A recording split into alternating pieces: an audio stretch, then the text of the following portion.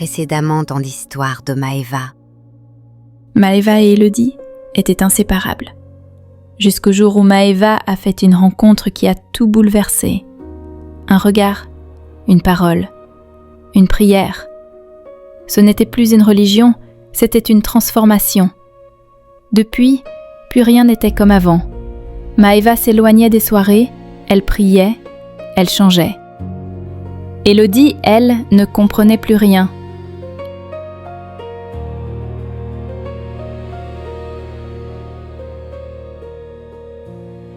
Quoi ce délire? Tu veux me dire que t'arrêtes tout ça et juste à cause d'une prière? Ce n'est pas juste une prière, c'est une nouvelle vie.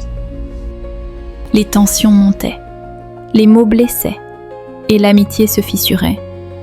Maëva priait en silence, Élodie fuyait ce qu'elle ne voulait pas voir, jusqu'à ce que tout commence à s'effondrer.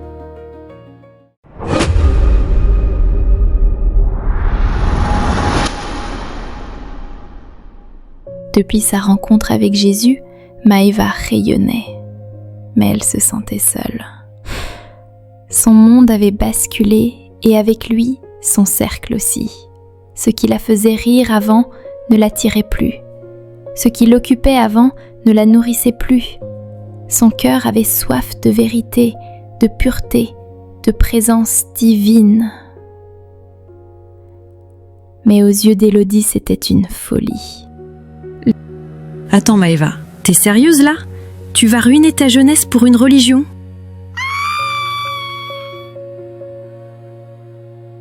Ce n'est pas une religion, Élodie. C'est une relation avec Jésus. Tu me fais peur, ma belle. On t'a lavé le cerveau ou quoi? Les tensions montaient. Chaque échange devenait une confrontation entre légèreté et profondeur, entre la vie d'avant et celle d'après. Un jour, Maëva a osé lui dire « Élodie, je prie pour toi chaque jour. Pas pour que tu changes de comportement, mais pour que tu rencontres Jésus toi aussi. Il t'aime tellement. » C'est bon, arrête! Tu veux sauver tout le monde maintenant? Laisse-moi tranquille. Souviens-toi, Élodie, que Jésus t'aime et tu as du prix à ses yeux. Pendant ce temps, Élodie vivait ses propres troubles. Kevin, son petit ami, commençait à devenir froid, distant. Plus de messages doux, plus d'appels du soir. Quand elle tentait d'en parler, il éludait. Elle refusait de voir la réalité en face. Mais elle sentait que quelque chose était cassé. Et pendant que Maëva s'approchait de Dieu, Élodie, elle, s'éloignait de tout, même d'elle-même.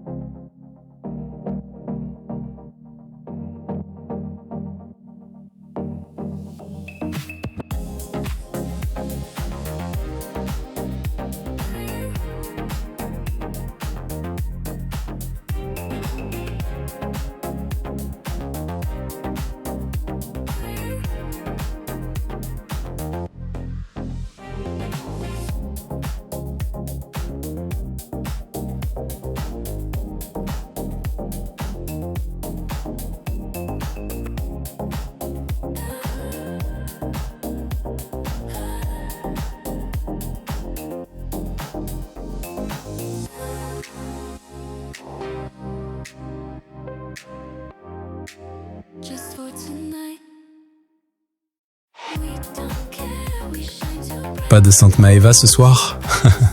Miracle. Elle m'a dit que l'ambiance ici ne nourrissait plus son âme. Je crois qu'elle est chez elle, en train de jeûner.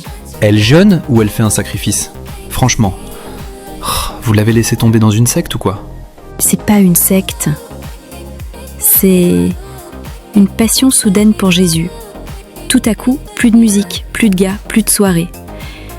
C'est comme si elle avait tiré un trait sur la vie.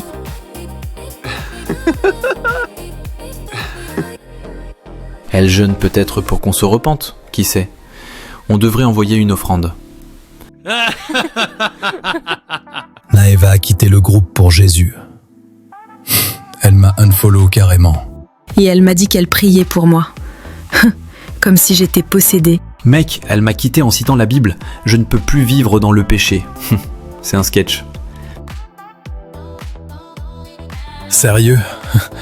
Elle a dit ça? Ouais. Et depuis, elle vit sa meilleure vie mystique avec ses versets du jour. C'est pas une fille que j'ai envie de suivre. C'est une juge ambulante. Elle est peut-être sincère, tu sais. C'est juste qu'on ne comprend pas. Ce que je comprends, c'est qu'elle nous juge tous avec ses yeux de sainte. Allez, à notre liberté. Pendant qu'elle jeûne, on vit. Ne touchez pas à loin du Seigneur. Allez, un shot à sa santé. Peut-être qu'elle priera pour nous ce soir.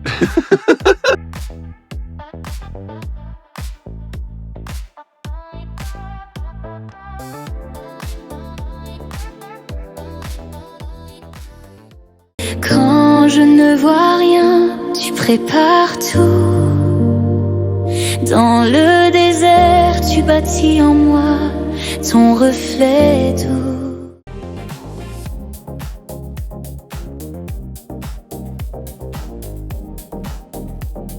Et pendant que certains rient dans l'obscurité, Dieu prépare une lumière que personne ne pourra éteindre.